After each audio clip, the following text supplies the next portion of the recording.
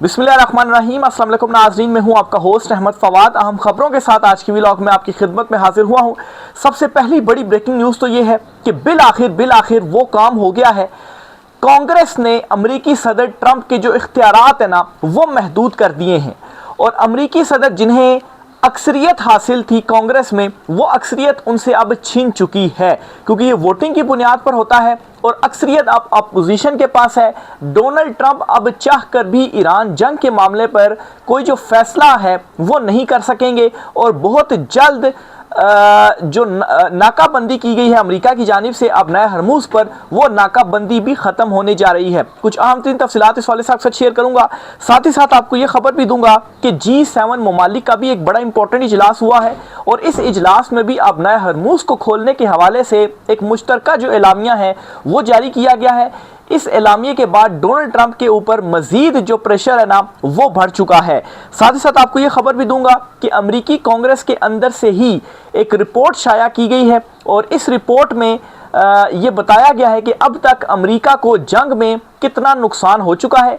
एक तो अमाउंट की मद में है, लेकिन इसके अलावा उसके कितने हेलीकॉप्टर्स, कितने जो जहाज़ हैं, कितने जो ड्रोन्स हैं वो ईरान ने मार गिराए हैं। ये पहली मरतबा जो तमाम तर तफसीलात हैं वो कांग्रेस में पेश की गई हैं, जहाँ से ये सारी जो रिपोर्ट है वो सामने आ गई है। और इस रिपोर्ट ने ट्रंप को जो है वो उसके ताबूत में एक आखिरी कील जो था ना वो भी ठोक दिया है। इस पर भी कुछ आम तीन तफसीलात आपसे शेयर करूंगा और आखिर में आपको बताऊंगा कि यूएई जो है वो वापस पाकिस्तान की तरफ मुड़ चुका है। पहले तो उसने एक्सट्रीम पोजीशन ली हुई थी, लेकिन अब वो ईरान और यूएस का हल मुज़ाकरात के ज़रिए चाहता है। साथ ही उसने पाकिस्तान से जो राब्ता है ना वो कर लिया है और उसको ये रियलाइज़ हो गया है कि हमने पाकिस्तान को अहमियत नहीं दी, जो कि हमारी सबसे बड़ी गलती थी। इस पर भी कुछ तफसीलात हैं, वो भी आज की व्लॉग में आपके साथ में शेयर करूंगा।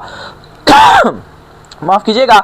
सबसे पहली बड़ी ब्रेकिंग न्यूज़ तो आपको देता चलूँ जी कि अमेरिकी कांग्रेस सेनेट के अंदर एक करारदाद पेश की गई है और ये करारदाद मंजूर की जा चुकी है और इसमें जी ये कहा गया है कि ईरान की जो बहरी नाकाबंदी है इसे ख़त्म किया जाए और ये जो इख्तियार है ना ट्रंप का, इसे महदूद किया जाए या इसको ख़त्म कर दिया जाए। और इस करारदाद को मंजूर कर लिया है अमेरिकी सेनेट ने। जिस तरह से पाकिस्तान में होता है पार्लियामेंट है, इस तरह से अमेरिका में कांग्रेस होती है और उसके भी दो ऐवान हैं, एक सेनेट है और एक अपर हाउस है। और इसी तरह से पाकिस्तान में एक सेनेट है और एक जो है वो कौमी असम्बली है। तो बहरहाल जी वहाँ पर भी इसी तरह से दो ऐवान हैं। तो एक जो ऐवान है सेनेट, वहाँ से ये करारदाद मंजूर हो चुकी है और अमेरिकी जो फ़ौज है उसको अब नए हरमुज से हटाने और अमेरिकी फ़ौज की नाकाबंदी ख़त्म करने के लिए जो करारदाद मंजूर की गई है ये 47 के मुकाबले में 50 वोटों से मंजूर की गई है। अब नाज़रीन यहाँ पर ट्रंप के जो 6 वोट है ना सेनेट के अंदर वो दूसरी तरफ जा चुके हैं। ट्रंप को सेनेट में अक्सरियत इस तरह से हासिल थी कि उसके पास 53 वोट थे और दूसरी तरफ जो अपोजिशन थी ना उनके पास 47 वोट थे। कुल जो तादाद है ना वो अमेरिकी सेनेट की वो होती है 100। तो 100 में से 53 जो थे वो ट्रंप की हिमायत में थे और जो 47 थे वो अपोजिशन के पास थे। लेकिन अब जो अपोजिशन है उसके पास 50 वोट आ गए, यानी कि 3 वोट का उनका इजाफा हुआ और जो 3 लोग हैं ट्रंप के, उन्होंने आप समझे कि वो वोट डाला ही नहीं या वो किसी साइड पर नहीं गए। तो यूं 6 जो लोग हैं ना वो ट्रंप के कम हुए हैं और ट्रंप की जो हुकूमत भी इस वक्त बनी हुई है ना वो 19-20 के फ़र्क से ही बनी हुई है। इसी तरह से जो दूसरा ऐवान है ना उसमें भी यही सूरत हाल है। अब नाज़रीन आगे ये होने जा रहा है, अमेरिकी मीडिया ये रिपोर्ट कर रहा है कि इस बात का इम्कान है कि जो अमेरिकी ऐवान है उसमें भी इसी हफ्ते जो ये करारदाद है वो पेश की जाएगी और अगर इस ऐवान से भी ये करारदाद मंजूर हो जाती है तो इसका मतलब है कि दोनों ऐवानों से करारदाद मंजूर हो जाएगी। और लग ऐसा ही रहा जिस तरह सेनेट में वोट इधर उधर हुए हैं, इसी तरह से जो अमेरिकी ऐवान है उसमें भी ट्रंप के बहुत ज़्यादा मुखालफीन हैं। इवन कि अपनी जो रिपब्लिकन जमात है वो ट्रंप के खिलाफ हुई पड़ी है, उसके अपने दोस्त उसको छोड़कर जा रहे हैं। तो वहाँ से भी अगर ये करारदाद मंजूर हो जाती है तो इसका सीधा सीधा मतलब ये है कि ट्रंप का ये जो इख्तियार है वो फिर ख़त्म हो जाएगा और ये इख्तियार चला जाएगा कांग्रेस के पास और फिर कांग्रेस ने ऑलरेडी ये करार दे दिया है कि ये जो नाकाबंदी अमेरिकी फ़ौज ने की हुई है, हम ना सिर्फ अमेरिकी फ़ौज को वहाँ से हटाएंगे, इस नाकाबंदी को भी हम ख़त्म करेंगे। तो ये एक बहुत बड़ी जो डेवलपमेंट है ना वो हो चुकी है, ना सिर्फ ट्रंप के इख्तियारात को लेकर बल्कि ट्रंप के मुआवजे के हवाले से भी ये बड़ी इंपॉर्टेंट डेवलपमेंट है, क्योंकि नवंबर में मिड टर्म इलेक्शंस होने हैं। अगर इन मिड टर्म इलेक्शंस में ट्रंप की मजीद जो नशिस्तें हैं वो कम हो जाती हैं, ट्रंप की जमात की मजीद नशिस्तें कम हो जाती हैं, तो तारीख में पहली मरतबा होगा कि कोई भी जो अमरीकी सदर है उसे मुआवजे के जरिए हटाया गया हो। तो बहुत ज़्यादा इसके चांसेस है कि ट्रंप को फिर अपनी कुर्सी से भी मिड टर्म के बाद जो हाथ है वो धोना पड़ जाए। ऑलरेडी अमेरिका के अंदर जो पॉलिटिक्स है, सेनेट में आप देखें कि अक्सरियत इस वक्त ट्रंप खो चुका है, और इसकी सारी वजह यह है कि ये जो फैसला किया था ट्रंप ने जंग वाला, और फिर ना सिर्फ फैसला किया बल्कि अभी तक अड़ा हुआ है, वापस भी हो सकता है, अवाम उसके खिलाफ हो चुकी है इस फैसले के बाद, लेकिन उसके बावजूद ट्रंप अड़ा हुआ है। तो अब फिर यही है कि जब आप अड़ जाते हैं तो फिर आपको ज़बरदस्ती हटाया जाता है। तो ये बहुत बड़ी डेवलपमेंट हो चुकी है। सेनेट में अक्सरियत खो चुका है, और जो ऐवान है ना उसमें भी अगर ट्रंप अक्सरियत खो देता है ना, तो फिर उसके बाद आप यूँ समझें कि ट्रंप का जो ताबूत है ना उसमें आखिरी कील ठुक जाएगा। दूसरी इंपॉर्टेंट खबर यह है जी कि G7 ममालिक का भी एक इंपॉर्टेंट इजलास हुआ है वज़राए ख़ारजा का, और इस इजलास में मुश्तरका एक एलामिया जारी किया गया है। इस एलामिया में जो है वो ये मुतफ़िका तौर पर कहा गया है कि जो अबनाए हरमूज़ है इसको खोला जाए, ये डिमांड की गई है G7 ममालिक की जानिब से। अब नाज़रीन इसको दो तनाजुर में हम देख सकते हैं, एक तो ईरान ने भी जो है वो रास्ते बंद किए हुए हैं, और दूसरा अमेरिका ने भी नाकाबंदी की हुई है। लेकिन ईरान ने रास्ते खोल दिए थे, सब शिप्स वहाँ से जा सकती थी। उसके बाद अमेरिका ने नाकाबंदी ख़त्म नहीं की, तब जाकर ईरान ने दोबारा जो नाकाबंदी थी ना वो दोबारा से उन्होंने वहाँ पर जो रास्ते थे वो अपना हरमूज़ जो था उसको बंद किया, नहीं तो पहले ईरान ने खोल दिया था और वो मान भी गया था। तो अब नाज़रीन G7 ममालिक की जानिब से भी ये जो प्रेशर है वो आ रहा है, ख़ास तौर पर अमेरिका के ऊपर, ट्रंप के ऊपर ये प्रेशर आ रहा है कि नाकाबंदी उसको ख़त्म करना पड़ेगी। और अगर ये नाकाबंदी ख़त्म हो जाती है तो फिर उसके बाद ज़ाहिर सी बात है जो ईरान है फिर वो भी पीछे हट जाएगा, और वो भी जो रास्ता है ना वो खोल देगा। अलबत्ता ईरान की जानिब से जो शराइत हैं वो ये हैं कि वो कंट्रोल नहीं देगा, अपना हरमुज़ का कंट्रोल उसके पास रहेगा, बाकी सबको आज़ादी होगी, जो मर्ज़ी आ जाए। मज़ीद ये कि जो भी यहाँ से गुजरेगा उसको जो फ़ीस है, टूल फ़ीस है वो पे करना पड़ेगी। ऑलरेडी कई जहाज़ वो फ़ीस पे करके वहाँ से गुजर रहे हैं, और ईरान को ये जो फ़ीस है ना वो पे की जाएगी। तो ये ईरान ने जो कुछ शराइत है ना वो रखी हैं। तो बहरहाल G7 ममालिक का भी दबाव आ रहा है, और ट्रंप जो है वो मुसलसल दबता जा रहा है। अपने मुल्क के अंदर वो अक्सरियत खो चुका है, इसके अलावा उसके अपने जो इत्तेहादी थे, नेटो इत्तेहादी थे, वो उसका साथ छोड़कर जा चुके हैं। अभी जो G7 ममालिक का इजलास हुआ है, इस इजलास में भी ट्रंप के ऊपर जो दबाव है वो बढ़ाया गया है। आगे चलते हुए जी अमरीकी कांग्रेस में कुछ अहम जो एक फिगर्स हैं वो पेश किए गए हैं, और ये फिगर्स खुद चीख कर बता रहे हैं कि डोनाल्ड ट्रंप जो है वो कैसे ये जो जंग है वो हारा है, वो क्यों ईरान के ऊपर दोबारा हमला नहीं कर पा रहा, और ईरान ने ये जो जंग है वो कैसे जीती।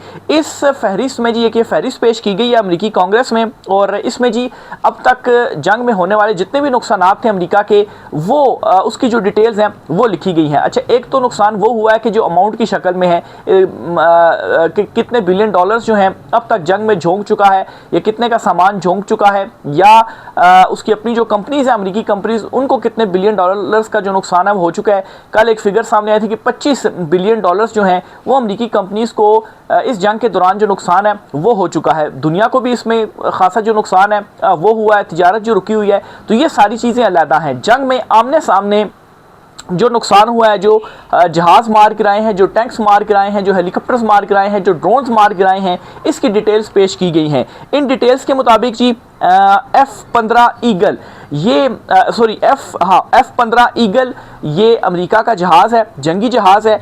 4 ये जहाज़ तबाह किए हैं ईरान ने, ये एक बहुत बड़ी डेवलपमेंट है।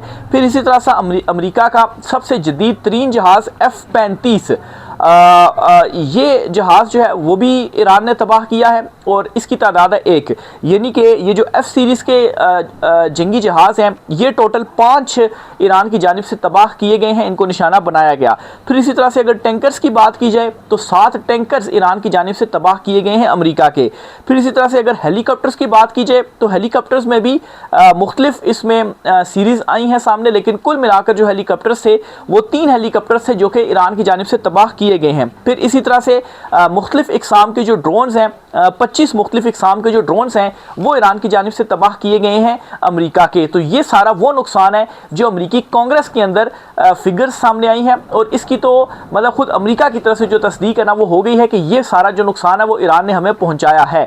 अब नाज़रीन आप देखें कि हवाई हमले किए जाते रहे, ईरान तो सिर्फ और सिर्फ मिसाइल्स के ज़रिए जवाब देता रहा, खलीजी ममालिक, अरब ममालिक या जो दीगर हैं जिस तरह से ईरान जो है वो जवाब देता रहा, उनका जो नुकसान करता रहा। लेकिन अमेरिका तो यहाँ से 10,000 किलोमीटर दूर बैठा हुआ है, उसके बावजूद अमेरिका को ये सारे जो नुकसानात हैं वो पहुँचा चुका है, और अमेरिका तो अभी ग्राउंड में उतरा ही नहीं था। अभी तो अमेरिका की जो बहरिया है वो भी अब नाया हरमूज से कई सैकड़ों मील जो है वो कहीं दूर जाकर उन्होंने नाकाबंदी लगाई हुई है। लेकिन उसके बावजूद ईरान ने अमेरिका के ये जो सारा नुकसान है वो किया है, और इसी ने अमेरिका को झटका लगाया है कि वाकई हमने मिस कैलकुलेट किया है इस जंग में ईरान को। और ईरान के हवाले से ख़ुद अमेरिका के अंदर से ये उनके जो साबिक ओहदेदारान हैं वो ये कह रहे हैं जी कि हम पर भी दबाव था कि हम ईरान के ऊपर हमला करें, लेकिन हमने ये जवाब दिया कि ईरान से अगर हमने जंग शुरू की तो कई हफ्ते क्या कई महीनों में भी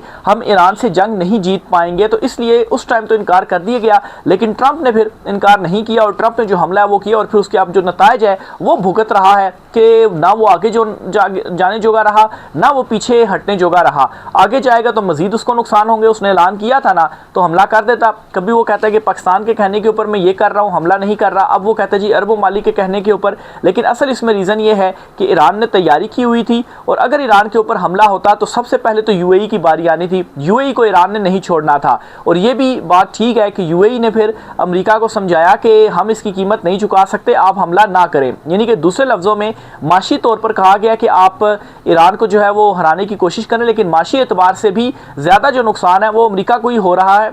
ईरान के ऊपर तो वैसे ही पहले से ही जो सैंक्शंस थी वो लगी हुई थी। तो बहरहाल ये सारी डिटेल्स कांग्रेस में पेश की गई हैं, यानी कि तस्दीक शुदा डिटेल्स हैं। आखिर में आपको बताता चलूँ कि यूएई जो है, यूएई की जानिब से जो खामोशी है ना वो तोड़ दी गई है, और खामोशी ऐसे तोड़ी गई है कि यूएई ने मतलब है कि पाकिस्तान से रब्ता किया है, और वो ये मान गया है कि वाकई पाकिस्तान एक अहम मुल्क है, उसकी इम्पोर्टेंस है, और हमने पाकिस्तान के हवाले से उस वक्त गलत फ़ैसला किया था। यानी कि फ़ैसला क्या किया था कि हम पाकिस्तान से पैसे वापस ले लेंगे और पाकिस्तान को मजबूर करेंगे या ब्लैकमेल करेंगे, और पाकिस्तान को हमारी माननी पड़ेगी। लेकिन पाकिस्तान का अपना एक मौक़िफ़ था, और वो मौक़िफ़ फिर दुरुस्त भी साबित हुआ। फिर पाकिस्तान के सऊदीया के साथ जो ताल्लुकात थे वो हुए, सऊदीया ने वो जो अमाउंट थी वो पाकिस्तान को दी, और फिर वो आगे जो है वो यूएई को पे की गई, उनको अपना जो कर्ज था वो वापस दिया गया। तो बहरहाल यूएई की जानिब से उस वक्त मैंने कहा था ये बिल्कुल एक छोटी हरकत तो है कि आप अपने एक दोस्त मुल्क को इस तरह से आप कह रहे हैं जी कि हमें आप जो पैसे हैं ना वो फिर वापस कर दें अगर आप हमारी बात नहीं मानते। लेकिन आप देखेंगे जो पाकिस्तान का मौक़िफ़ था वो बिल्कुल दुरुस्त था, और पाकिस्तान के सालसी का जो किरदार है उसे हर कंट्री इस वक्त सराह रहा है। बहरहाल यूएई को देर आए दुरुस्त आए, वो कहते हैं ना कि सुबह का भूला अगर शाम को वापस आ जाए तो उसे एक्सेप्ट कर लेना चाहिए। तो बहरहाल ईरान यूएई ने जो है वो पाकिस्तान से एक खामोशी से रब्ता किया है। खामोशी से इसलिए रब्ता किया है कि फिर अगर ओपनली करेंगे तो ज़ाहिर सी बात है बेइज्जती वगैरह का भी है कि भाई पहले आप जो है वो मुड़ गए थे हमसे, और अब जो है वो आप हमारी तरफ ही आ रहे हैं। तो बहरहाल जी पाकिस्तान से ये रब्ता किया, और उन्हें ये रियलाइज़ हो गया है कि हमें पाकिस्तान के साथ ही रहना चाहिए था। देखें सऊदीया और ईरान के ताल्लुकात भी तो थे ना, उनमें भी तो पाकिस्तान एक मुस्बत रोल प्ले किया, दोनों को आमने सामने नहीं आने दिया, दोनों के दरमियान अब बेहतर जो ताल्लुकात है वो पाकिस्तान ने करवाए। तो यूएई के साथ भी ये हो सकता था, पाकिस्तान दोनों तरफ से मुज़ाकरात करता। इवन के सऊदीया ने भी कहा कि हम सारे जो अरब ममालिक हैं वो मिलकर हम ये काम करते हैं कि हम ईरान के साथ कोई मुआहदा करते हैं, क्योंकि अमेरिका ने तो यहाँ से निकल जाना है, अमेरिका तो इस खिते में नहीं रहता, इस खिते में तो हम सब नहीं रहना है, ईरान के साथ ही रहना है। तो क्यों ना हम मिलजुल कर रहे, भाईचारे के जरिए रहें, एक दूसरे को छेड़े ना, एक दूसरे के ऊपर हमला ना करें, अपना जो कारोबार है, अपनी जो तेल की तरसील है वो करें। ये सजेशन दी गई थी सऊदीया की जानिब से। बहरहाल जी आहिस्ता आहिस्ता फिर रियलाइज़ पहले सऊदीया या कतर को भी लेट रियलाइज़ हुआ,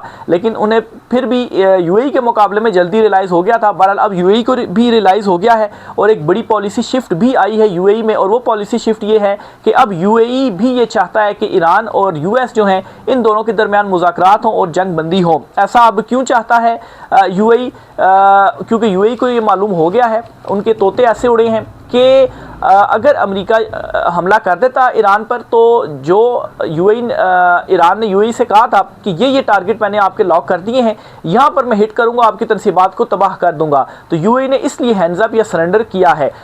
दूसरी तरफ यूएई को अब ये भी मालूम हो गया है कि अमेरिका जो है वो उन्हें प्रोटेक्ट करने में नाकाम हुआ है। और हिस्ट्री अगर आप उठाकर देखें ना तो किसी दूसरे ममालिक से जब आप प्रोटेक्शन लेते हैं ना फिर आपके साथ यही होता है, आपको अपना ही जो प्रोटेक्शन का निज़ाम है खुद ही लड़ना पड़ता है, दूसरे आपके लिए नहीं लड़ते हैं। तो ये चीज़ फिर देख ली है और अब अरब ममालिक जो है वो संजीदगी से ये गौर कर रहे हैं कि अमेरिका के तमाम जो बेसिस हैं, जो अड्डे हैं, वो यहाँ से ख़त्म कर दिए जाएँ और हम जिस तरह से पाकिस्तान और सऊदीया का एक दिफाई मुआहदा हुआ, हो सकता है इसमें तुर्की या कतर जो है वो भी शामिल हो जाए, तो इसी तर्ज का कोई जो दिफाई मुआहदा है वो अगर हो जाता है खिते में ही मौजूद, तो वो ज़्यादा बेहतर जो चीज़ है वो हो जाएगी एज़ कम्पेयर टू अमेरिका के ऊपर आप डिपेंड जो है वो करें। तो बहरहाल यूएई को ये रियलाइज़ तो हो गया है, देखें अब यूएई आगे इसको किस तरीके से लेकर चलता है।